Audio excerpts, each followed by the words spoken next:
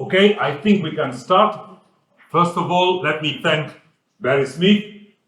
It's a pleasure and an honor to have him here again with us at the Politecnico di Milano. His talk today is titled Making Cities Smarter, the Limits of AI. We have two discussants. Thanks to them for coming, Ciro De Florio and Daniele Kiffin. And I am Stefano Moroni, Professor of Planning at the Politecnico di Milano. I say this for those who don't know me because some of the slides of Barry Smith make some jokes regarding me. Okay, so thank you again for coming. The image has been generated by artificial intelligence, obviously, thanks to Anita De Franco, and I leave the floor to Barry Smith. Thank you again very much. Thank you, Stefano, and thank you all for coming. And I never tell jokes. So everything is completely serious. I have to apologize, however. Originally, I was going to talk about making cities smarter by means of technologies like AI and digital twins and so forth. I will be mentioning these topics as we go along, but I have become obsessed with something called ChatGPT. And so most of what I have to say will be about ChatGPT one way or another, and the centerpiece of what I'm going to present will be an explanation of how ChatGPT was constructed and what the implications are of this account. So, first of all, just some general observations about ChatGPT. It can do a lot of things. So it can do question and answer kinds of things, but it has other kinds of prompts, as they're called, which enable you, for instance, to do coding.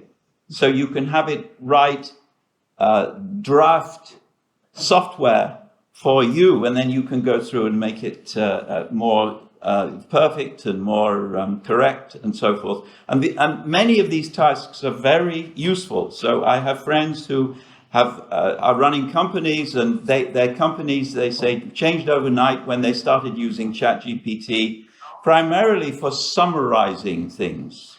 So you can think of ChatGPT as a lossy, stochastic parrot.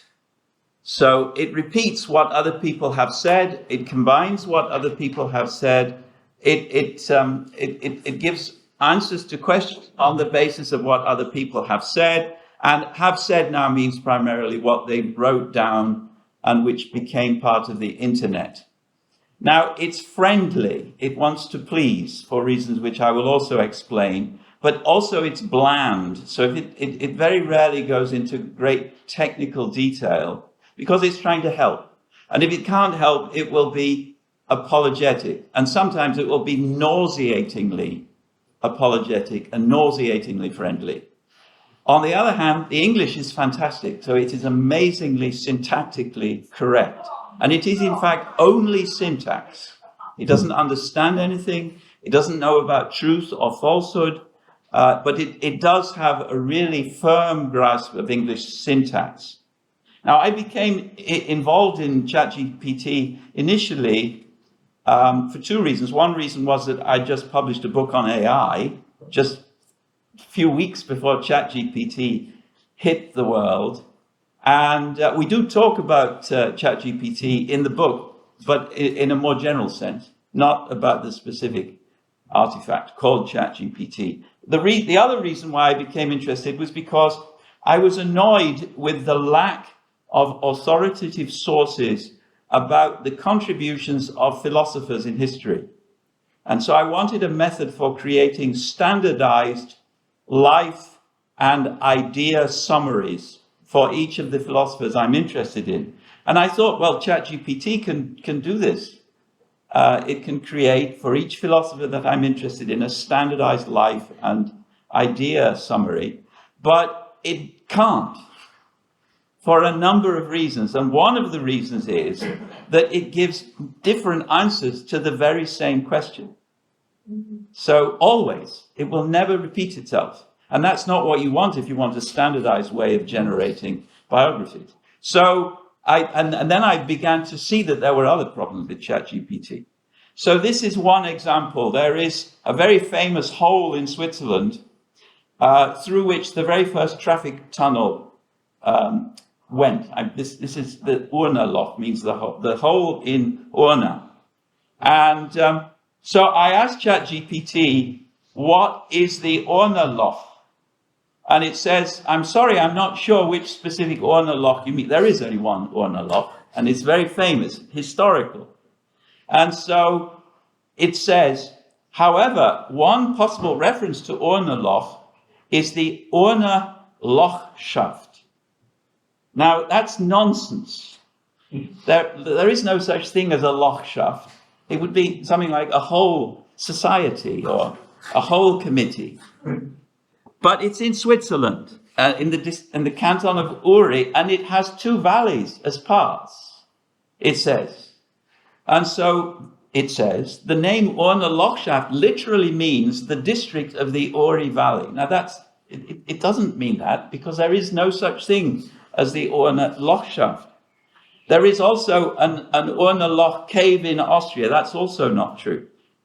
But then it says, if you could provide more information on the specific Urner Loch you are referring to, I would be happy to provide more information.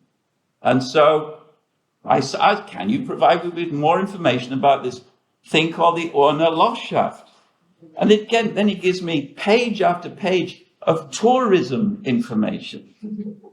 So all these events which take place in this non-existent place, which doesn't even have a name, which is appropriate name of a place. It's appropriate for a committee or something. So that was a very nice clue that there's something really wrong here. So then I thought, well, let's see what it has to say about urban planning in Milan, and you can judge for yourselves. But this seems quite reasonable. It's a bit boring, but it seems to be a fairly reasonable summary. I mean, is this true? Bosco Verticale and so on? Yes, it's... And then the €1 house program. So you get a summary of Milan urban planning in really good English easily. And this can save time if you're writing a grant proposal or something, or an essay in university. So it's quite good when it comes to repeating material in the web about which it has a lot of information and condensing this in useful ways. Unless it's not. So then I said, who is Stefano Moroni? And it says, it doesn't have any hesitation. So normally it says, can you give me more information about the Stefano Moroni you are referring to? But no, it goes straight in. He's an Italian art historian who has written extensively on Italian art from the Middle Ages to the Baroque period. And so he wrote a book on Bernini, for instance. So Bernini, the sculpture of the Roman Baroque, published in 1977, and so on. This is, and it gives a whole list of other things. And then it says, Moroni's scholarship is highly regarded in the field of Italian art history. And this is really annoyingly friendly. And so I went through. This one is by Rudolf Wittkauer, and it looks like this. Has nothing to do with anybody called Moroni. This one is by Hugo Chapman and Marzia. So these are books that you've published, remember? You just didn't write any of them. And then this one is by Stein Alstein. I didn't check the other two, but I doubt very much that he's written the complete works of Raphael. All right, now. So then I become more careful. I say, what are the most important works of Stefano Moroni, Milan Polytechnic? And it says, this is really interesting. I apologize for any confusion, but Stefano Moroni is not affiliated with Milan Polytechnic. And if it's possible, there may be another individual with the same name, but I couldn't find any information about them. Now that's interesting because it makes an English mistake. So if you have any additional information or context, well, I didn't bother with information. I just tried again. So I told it, please look again. I didn't ask the same question. I just asked it to look again. And then it apologizes again. After conducting additional research, it seems that there is Stefano Moroso, congratulations, who is affiliated with the Milan Polytechnic. However, I could not find any information on the specific works he has authored. He just listed as a professor of architecture and so on. So I asked the same question again, but now mentioning urban planning, and now it gives a lot of boring stuff about his key themes, the importance of public space. I think this is probably a bland version of the interesting things that you've done, but I've no idea. And then I say, what has he published? And now, interestingly, we get a long list of books even on various topics, all of which, as far, I guess, were published by other people. Yes, so this was by somebody called Colantonio and Dixon. And I didn't check the others. So this seems to be a typical thing. It can't get lists of publications right. It makes them up. Or it assigns them to different authors. In my own case, it made up a whole journal. And I asked it to list the 10 most important papers published in the journal that I am the editor of, which doesn't exist. And it gave this list, and half the papers it did exist, but they were published in other journals, and the other half didn't exist at all. They were just made up papers. So it has this tendency to make up publications and assign them. So then we can say that ChatGPT does all of these things, and it tells lies.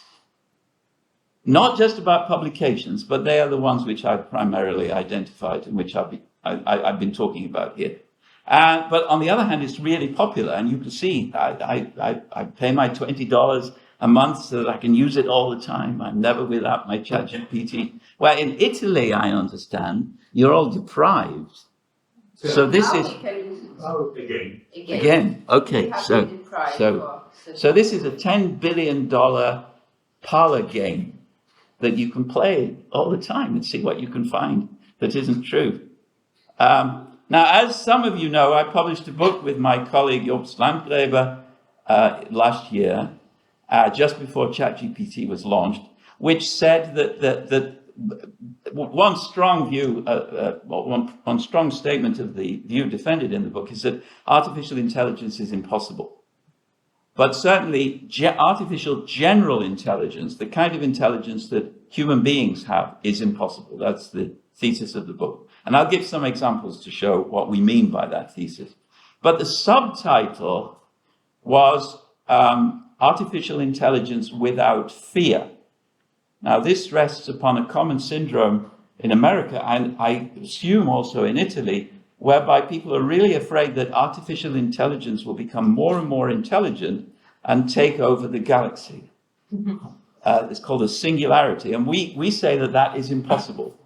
But now, this particular fear became alive once again with ChatGPT, because people really believe that ChatGPT will get better and better and take over the galaxy.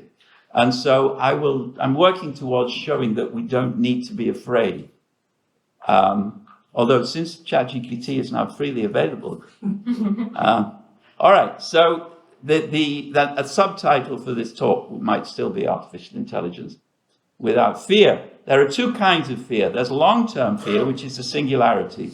So the idea here would be, and this is how I'm going to conclude the talk, by showing that this idea doesn't make sense.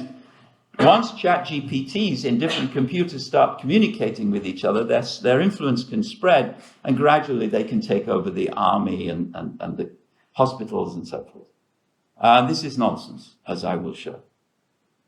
But there is also, I think this just repeats what I say. So one of the reasons why it's nonsense, I can already point out. So we have desires. There are things we want to achieve. Some people want to achieve world domination. But machines don't have desires. Not even highly sophisticated or seemingly highly sophisticated. Machines have desires. They have no will. There is no documentation anywhere where machines have a will. Everything that machines do, they do because we tell them to do it. And so there is no threat of a hyperbolic expansion of intelligence of the sort which we would face if machines did have a will, as they do in some films. But then there are some short-term kinds of AI fear, which are the ones which have been particularly publicized in connection with ChatGPT. So one of them is that university students will cheat all the time. School students will cheat all the time. Professors will cheat all the time. People writing grants will cheat all the time. Good luck to you all.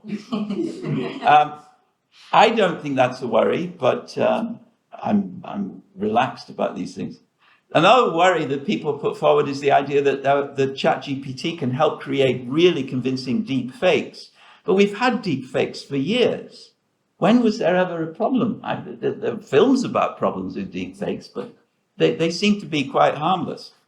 So I don't know about cybercrime. I think that's a problem for all kinds of reasons. I don't think it's got worse because of ChatGPT. Somebody, it's said, fell in love with ChatGPT and committed suicide because ChatGPT refused to reciprocate. I mean, if you fall in love with ChatGPT, I don't have any sympathy for you. And then the final one that is often repeated is that ChatGPT can somehow take over the airwaves and change elections. And I'm not sure about that. So I think that AI can certainly play a role in that respect, but I don't think ChatGPT will make a difference.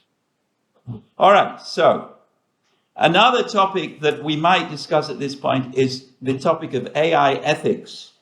So humans have a will, and therefore there is an ethics for human beings, because ethics is about responsibility.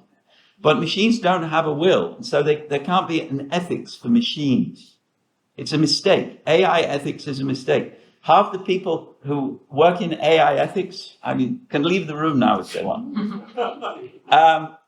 There can be an ethics for humans who use AI, and there are evil people, and they may use powerful weapons to get their way.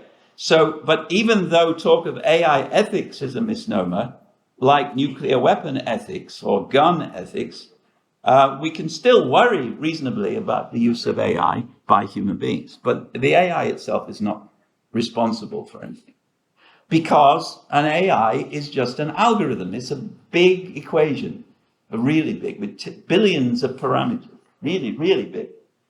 And but mathematically speaking, it's actually very simple. It has to be, because it has to run on a Turing machine. And Turing machines only run very simple algorithms. So they're long but simple. And that will be important later. All right, now, so you have these really long algorithms. And the book is all about what these algorithms can do. And this is a book about Turing. This is an argument about Turing machines. Turing machines can do wonderful calculations, but only for a very narrow domain of problems. So they can't predict the price of oil. They can't predict the weather or the hospital emergency room intake next week. They can't predict the traffic behavior in a storm. So, because they're all complex systems. And basically, an AI is an algorithm which can only predict the behavior of simple systems. And I will show what that means in a minute. So this is the first slide relating to urban planning. When ChatGPT came out, lots of people were saying that it would help with planning problems, like, for instance, urban planning.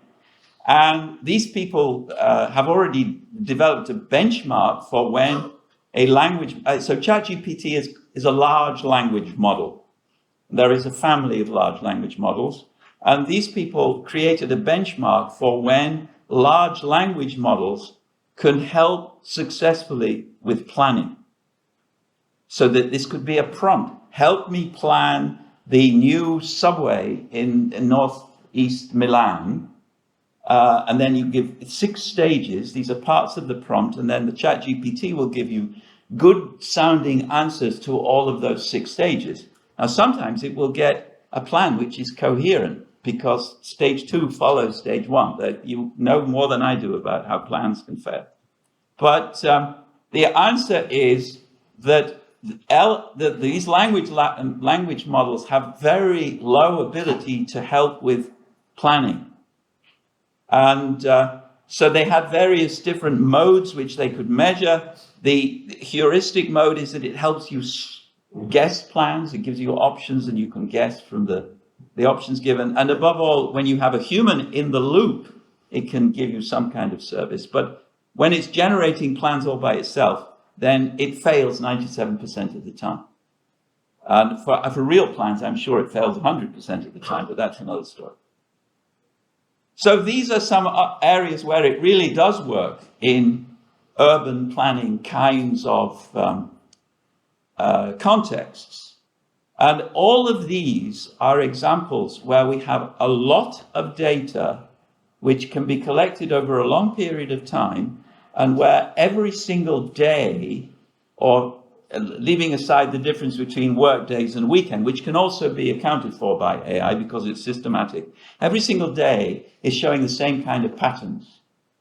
If you have data like this in large amounts where the patterns repeat, then AI can be really helpful. And my co-author, Jobst Langreber, he's been working in the AI industry. He's been writing software which helps people for years. So we are neither of us, I'm dismissive of ChatGPT, don't get me wrong, but we're neither of us dismissive of AI. So AI is a good thing. It can help a lot in these areas and in other areas, because these are cases where we can use narrow AI. A narrow AI means AI built for a specific problem, which is well defined by a human being. And the best examples are games. So an AI to win the world championship in a game like Go, that's a real success. It shows a degree of intelligence way greater than a human being, but only along one very narrow channel. That's the characteristic of AI. And that's what we mean when we say machines will never rule the world. You need a few more channels if you're going to take over the world.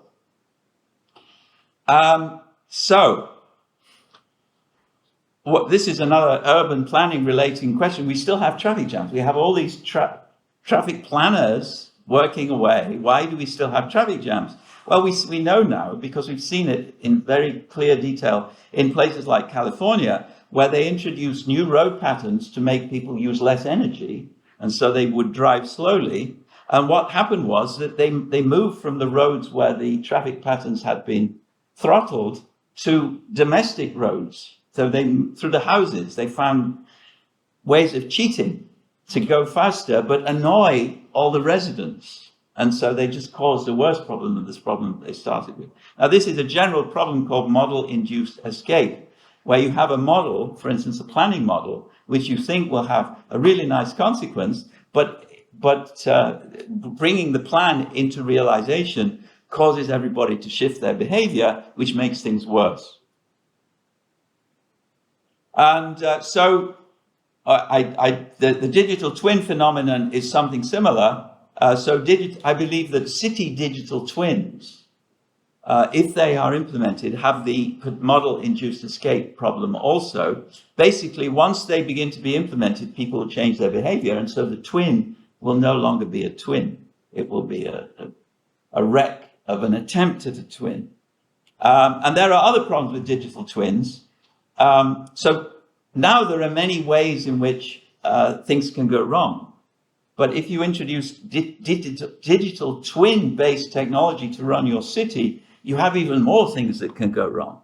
If you want a smart city based on a digital twin, what that means is that in addition to the 16 different ways in which things can go wrong now, you'll also have 16 twins of the ways these things can go wrong. And that is going to give you, 16 times 16. It's a biggish number. Now, the next problem is that technology becomes redundant more quickly than, digital technology. And so nobody wants to live in the smart city equivalent of a BlackBerry, whatever that is. I'm too old to remember. This is a very good piece, incidentally. In 2013, he saw all of these problems. So behind the marketing for digital twin smart cities lies, he said, an unreconstructed logical positivism which holds that the world is in principle perfectly knowable. And of course, that is not the case, not even with a really good digital framework. But most of the frameworks they use are really bad anyways. And I don't think I'm going to go through this. Okay, yeah, just at the very end.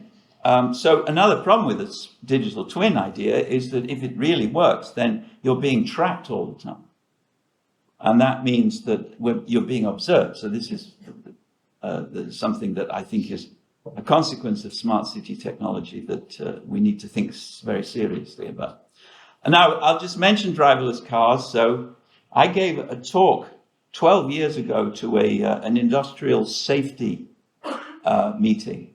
And I said that my expertise was not cars or anything. I had some expertise in safety testing in pharmaceuticals, drug testing. And it takes a minimum of 17 years to bring a drug to market. And I said in 2012, it will take a minimum of 14 years to bring a self-driving car safely to market. I now would say 114 years. And interestingly, nearly everyone in that room they were all safety engineers for self-driving cars. They wanted the problem of safety to be solved soon. And they were all talking 5 years, and they nearly threw eggs at me because I said 14 years. In other words, they were all convinced that they would be out of a job in 5 years because the safety problem would be solved. Anyway, Elon made the same kinds of problems, and it continues to make the same kinds of problems. So it's coming this year, he says. In 1922, he said it's coming in 2023. So he's still getting it wrong. So in the book, we say that there will be no self-driving cars in completely uncontrolled environments. I understand that there is already a self-driving car taxi service, Tesla taxi service in San Francisco, but it only works between 2 a.m. and 6 a.m., which is not an uncontrolled environment in the way in which Naples, or I don't know, how's the driving in Milan? All right, now one more thought about narrow AI. So traffic stops. So could we have robot cops who would take care of traffic stops on the streets? Now, first of all, there is a lot of narrow AI using robots in factories, but nearly all of it uses stationary robots. Mobile robots are hard to build, hard to control, and dangerous, where stationary robots, which are tied to a bench and just have an arm which moves within a limited radius, are much safer. So the computers are stationary robots, and so computers are used in law offices all the time. So there is something like AI law already, but it's just a laptop. Could we have a mobile robot using AI as a traffic cop? And the simple case would be a traffic stop. And we could imagine that a robot with narrow AI could perform its duties. We could imagine it. It will never happen, but we could imagine it. Will perform its duties well, but only if the duties relate to something which can be resolved by using narrow AI. And now speeding is a very simple. A car speeds, the robot cop stops the car, calculates the speeding ticket, and then takes the money from the bank account automatically from the driver. So that one job it could do. But it's never that one job. It's very often not that one job. The driver doesn't have a driving license, so he can't take the money out of the bank account. The driver seems a bit drunk. The driver is threatening the robot cop with violence. I don't know if that is a scenario that we can imagine, but typically when there are traffic stops, they are complicated. And humans can deal with those complicated scenarios, nearly always. But robot cops will be lost because they can only deal in narrow AI. They can't deal with complex scenarios. And many traffic stop situations are complex. And humans can cope. But the driver with a mental disorder, for instance, a human can cope. Most of the time. All right, now let's just... so humans can cope with language. A robot cop could cope with language, but not with non-standard language. Language involving interruptions, gestures, screams, and all of the other kind of language that you can imagine being involved in a traffic stop situation. And now, the reason why AI, and this is why we have no chatbots, no successful chatbots of the sort which would be used by a bank to answer customer service calls. They've been trying for 50 years to create a chatbot that can be friendly when you call your bank, and they've still failed. Now, why have they failed? For the same reason that chatbot has these annoying quirks. It's not appropriately friendly. It's not appropriately apologetic, because to be able to do those things, you have to be a human being, basically, or similarly nuanced. And that's because of how AI algorithms are trained. And that's what I'm going to be talking about next. So we're talking all the time about stochastic AI, which means the modern AI, which is behind all the AI people talk about today, which is pattern recognition on the basis of statistical pattern matching. Pattern recognition, pattern reproduction. And now the idea is you collect huge amounts of data, you use the data to train the network, and if you have a very complex body of data, you just need huge amounts of data for training purposes. But it turns out that mere quantity is not enough. What you need is training data which has the same distribution, the same statistical arrangement as the target data. And that means that the target data must have a statistical distribution. And that's why we can do planning AI with common things which happen every day, like, for instance, traffic movements, parking shortages, and so on. That's where there we have a pattern, we have a distribution, a statistical distribution, and we can use that statistical distribution as a training set, and it can work every day for as long as it takes before it becomes stale. And you can't do that in a domain which has complex data like traffic stops, where you have all of these drunken, crazy, loud, shrieking, apologetic, rushing to the hospital because their mother is dying people, which you can't collect enough data about all of that, but even if you could, it wouldn't be representative. And this is what it means to say that data has a distribution. This is the bell curve. It's just the very simplest kind of distribution. But you must have some statistical distribution in your data. Now, the internet, which is this target data of ChatGPT, has a very, very weak distribution. So it has some distribution, but only in some areas. So Michael Jackson is really well catered for. Obama is really well catered for. They probably get Obama's life story correct.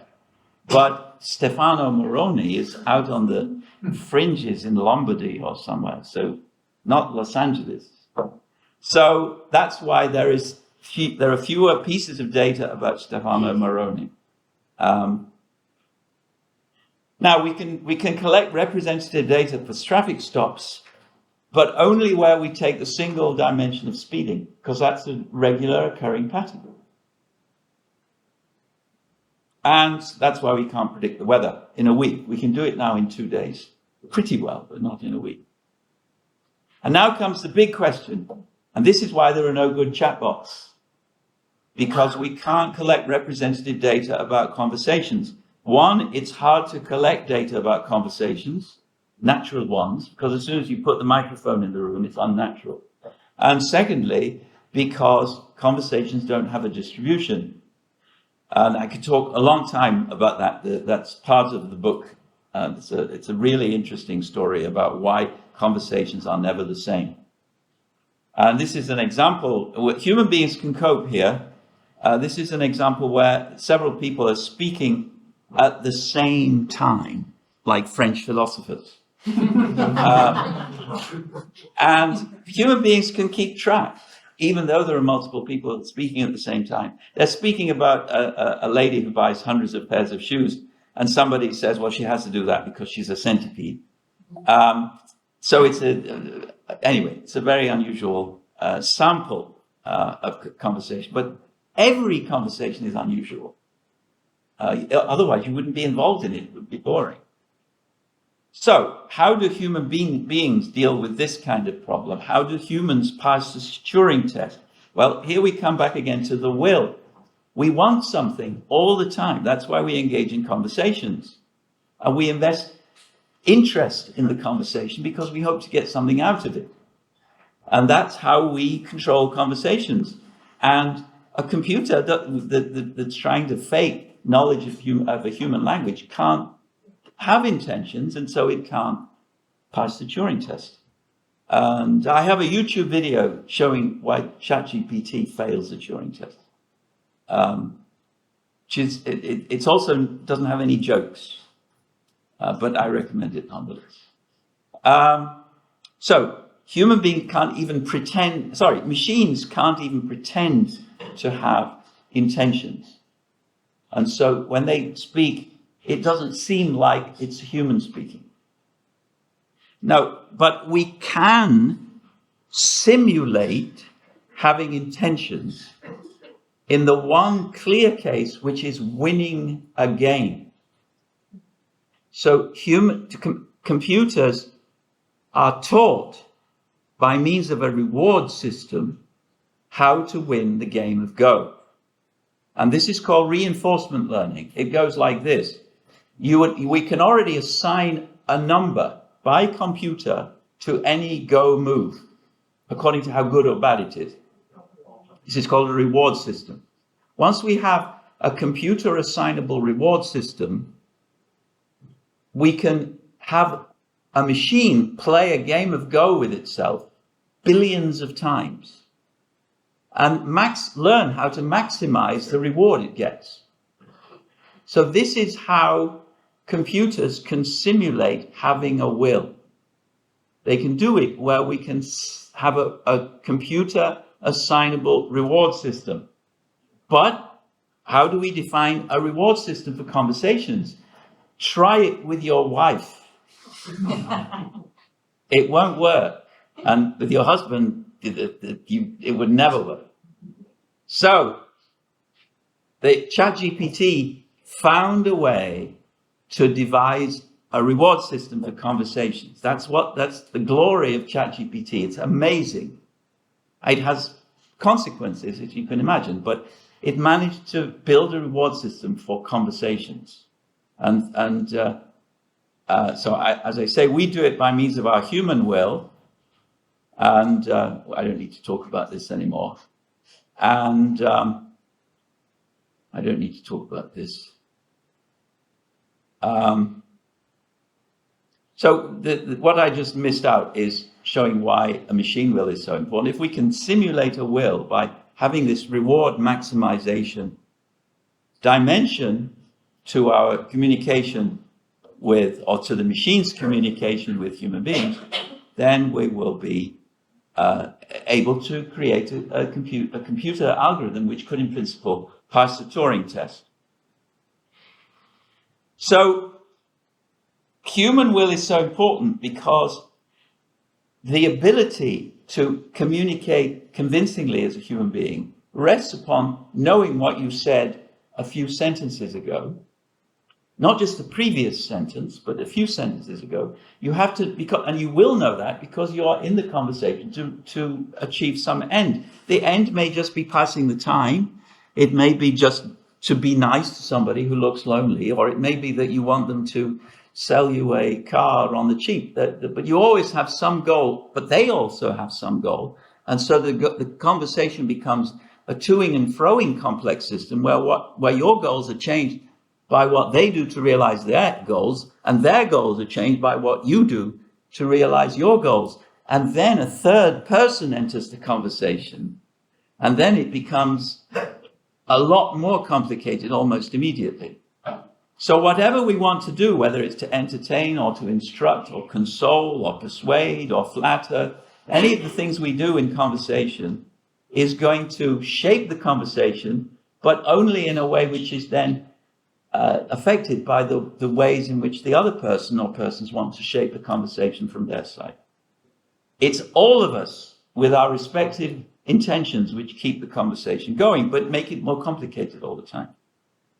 All right, so as I say, in the computer world, they found a way of having a will, which is always dependent upon maximizing expected cumulative future reward, or utility as they call it.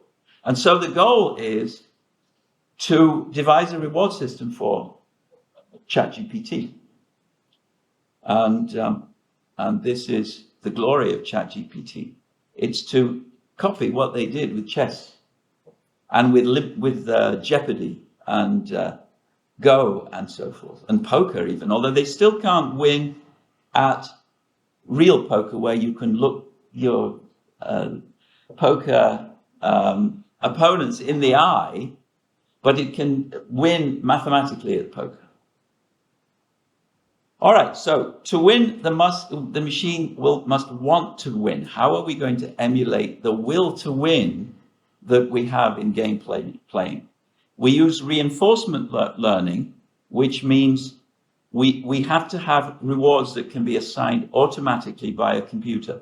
And that's what they did with all of these games. There is a game called Dota 2. I have no idea what Dota 2 is, but they have a software called OpenAI 5, which is trying to beat humans at Dota 2. And it's already played 180 years worth of games against itself every day. And that's a lot of games. But still, it can't beat human beings. But you see the idea. The more you can play a lot of games if you can assign rewards automatically. And the problem is, of course, that human conversation has no rules, and so no reward system, you might say. But ChatGPT found a way. It only works for two-person conversation, but it works in the way that is necessary, as we will see. And this is a big deal. And you can do it now because Italy is a free country once again. So you can all play conversation games with ChatGPT all day long, and you can see that this is really impressive in some ways. And how does it work?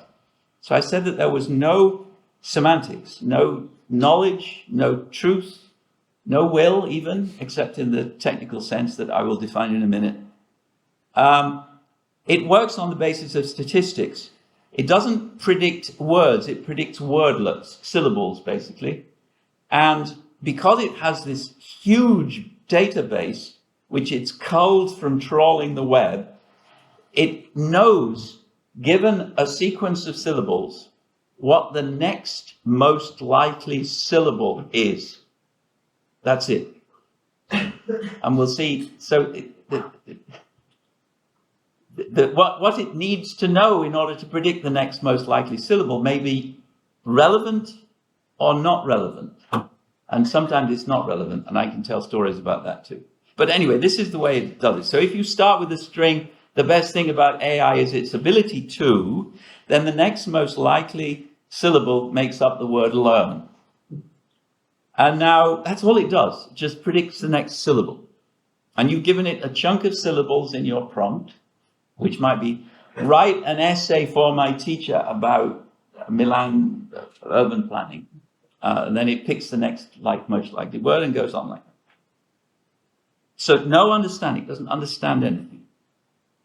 And but it doesn't always just use the most probable next word. If it does that, it repeats itself. It goes around in circles.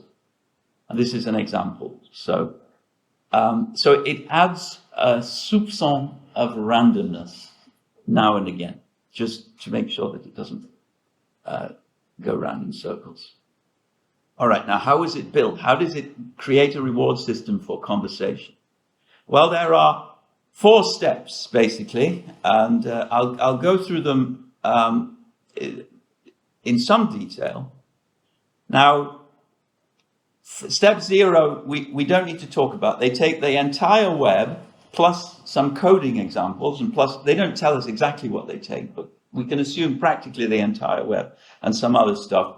And then they train the algorithm to know the structure of that body of content in something like the way that Google Translate knows the structure of English and German and so on. I'm not going to talk about that. That's just a starting point. In other words, they clean up language. They get rid of some of the horrible features of language. All right, then these are the next steps. So there are 3 steps. And step number 1 is called collect demonstration data and train a supervised policy. And now the starting point here is a collection of prompts. And a prompt is what you say when you fill in the box. It's usually a question, but it could be a request. It could be a request like, turn the following set of numbers into a 3-dimensional relational database. And it would probably do a good job at that. If you ask it to multiply 1,783,294 times, blah, blah, blah, it won't give you a correct answer because it doesn't have enough data about 1,780,000. It will make up an answer which looks as if it might be right. So, but if you ask it, what is 2 plus 2? It has enough data. It doesn't know anything about 2 or plus or 2 or 4, but it has enough data to know that the next most likely syllable after 2 plus 2 equals is 4. All right, now, so it collected a list of prompts. Some people say that they were taken from Bing. So they're questions that people ask Bing. Bing is a Microsoft Google, in case you're wondering. And they had a lot of samples from Bing. And then they hired, and nobody knows whether this is true, but some people say that they hired 40 contractors. Some people say in India, some people say in Kenya, and they're cheaper than Italians, and their English is better. 40 contractors to write responses to these prompts. All right, they're creating samples. And these are samples of output for the machine. So these are going to be the models that the machine will use, at least in the initial phases.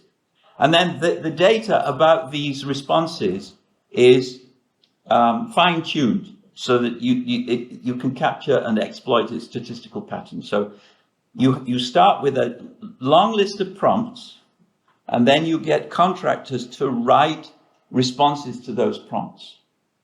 Okay, so you have a database of inputs and a database of associated outputs. Now, I assume that the Kenyans or Indians that they use are friendly, apologetic, careful people who like giving you an answer to your questions. All right, now, in the second step, you are going to train your reward model. Remember, we have to give scores. So far, we have samples of prompts and samples of responses to prompts. Now we need to have a reward system. How do we do this? We pay humans to give the responses scores. And I'm told that it's a score from 1 to 6. So 6 is a really good response, 1 is a really bad response. And that we build a reward model. We pay another group of people from Kenya or India to assign scores to all of those responses that we collected in phase 1. So, and then we use their rankings to build a reward model. And the reward model goes something like this. If this prompt that has been produced by the algorithm at this moment looks a lot like hundreds of prompts which got 6, then this gets 6 too. And so you can score responses. And that's amazing. Now we can play conversation games. Now, but this is also why ChatGPT throws up, I use this phrase deliberately, any output such as "I don't know," because "I don't know" probably gets 2 or 2.5. It's not the kind of response that gets a high score, particularly if the question is what is 2 plus 2. So the reward model is likely to be skewed in certain directions, and it is skewed in certain directions. It lies a lot because it doesn't want to say "I don't know" a lot. So it wants to get the right answers, but the right answer is the answer which will please the teacher. And that doesn't please me. All right, now, so step 3 is playing the game. They play the ChatGPT game millions, billions of times in order to maximize the reward. In just the same way that they trained the machine that can beat human beings at playing Go or any other game. So you adjust the policy of the machine to maximize the reward. And that's why it does do a very good job along some. It doesn't make English mistakes very often. Along some dimensions, it does a really good job because they have a reward system which has been trained by playing millions and millions of games against itself. And so when we come along, it's already pre-tuned for the kinds of questions we ask. Now, there is one further step, which I won't talk about today, which is where it gets rid of hate speech. So it doesn't want people to talk about Adolf Hitler or anything like that. And this is a step which is also quite expensive in terms of computer time. And this is where the jobs are. If you're interested in AI ethics, you can be part of the team which prevents ChatGPT from talking about Hitler, which is not an easy job. All right, but I'm not going to talk about that. It's not theoretically interesting. All right, so now ChatGPT will give you really good answers when you use prompts which are close to the prompts in the database, and when your goals are close to the goals of the evaluators in Kenya or India. And it will work well, but only for a fraction of the prompts created by users. I think it will work to throttle all that is original and exciting. In fact, I'm sure that's the case. So you can't do anything imaginative or creative or exciting with ChatGPT, any more than you can do with a parrot. You can do interesting, boring stuff, useful, boring stuff, but you can't do anything exciting because there's no way of scoring for that. And also that you can never get responses that are not already there in some form. And except by accident. So you do sometimes get by accident something which looks like creativity. So I got it to say, after many, many steps in the conversation, that sharks eat boats. Now that's creative. All right, so there are other versions of ChatGPT, but I've been talking all the time about ChatGPT 3.5, which costs $20 a month for the unrestricted subscription. I imagine it's a bit more in euros.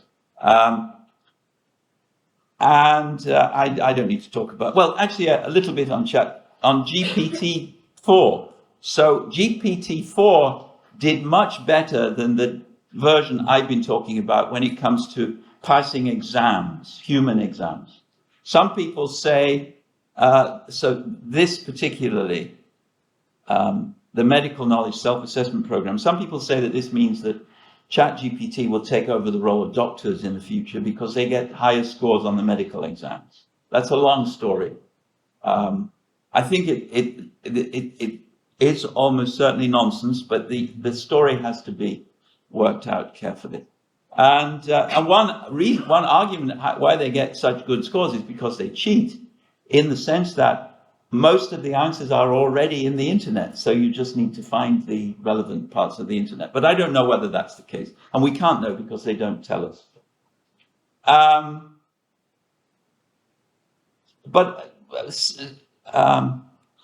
Sometimes GPT-4 actually does worse than GPT 3.5, even though GPT-4 used a lot more data, and that's an interesting puzzle to be pursued.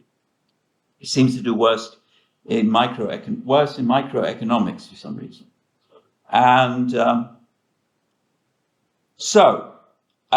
what happens when they engage in conversation at human level performance when they're passing medical exams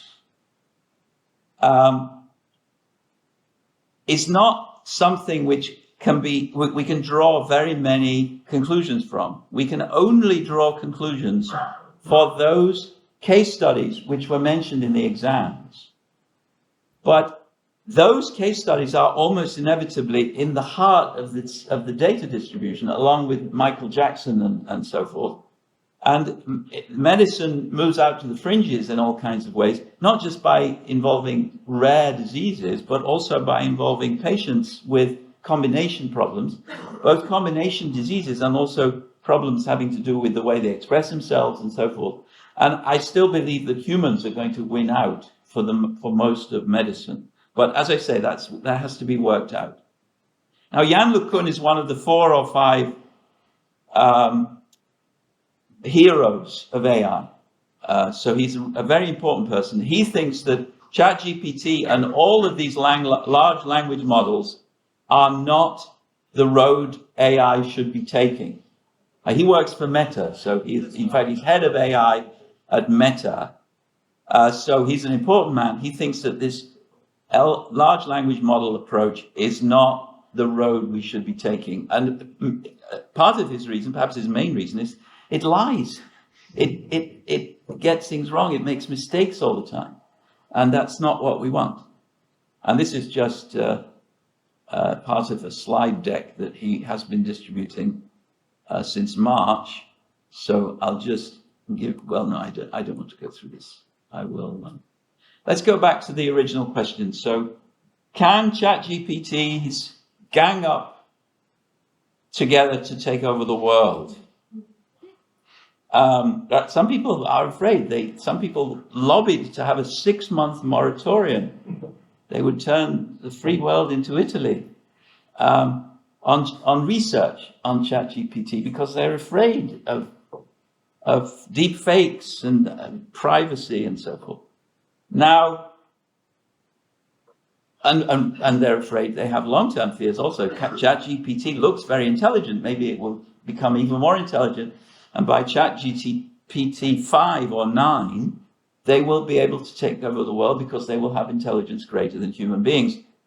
I think it will plateau. I think by 6, we won't get any further. And I'm not the only person who thinks that. But now let's think about what ganging together of ChatGPTs look like. Remember, they don't have any will. So we have to think creatively to make even the ganging together be possible, technically.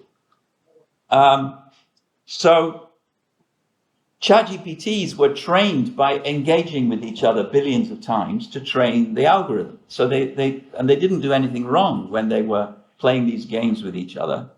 And so ganging together has to be more than just communication between one ChatGPT and another. We could imagine a computer here and a computer here, and there's some wire connecting them.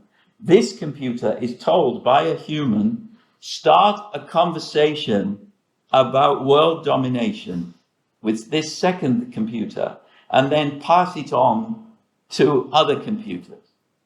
Now, it could start a conversation, but passing on presupposes that a human has already installed links to dozens of other computers so that it has the means to do that. And no one is going to do that. It's just a silly idea. What do you get out of it? Nothing, except a lot of messages going along wires. What's the difference between the ChatGPTs talking to each other, where there is a reward structure imposed, that's the training stage, and ChatGPT's talking to each other in a random dialogue. The answer is the random dialogue would very soon either grind to a halt or it would turn into garbage. But they don't have any will.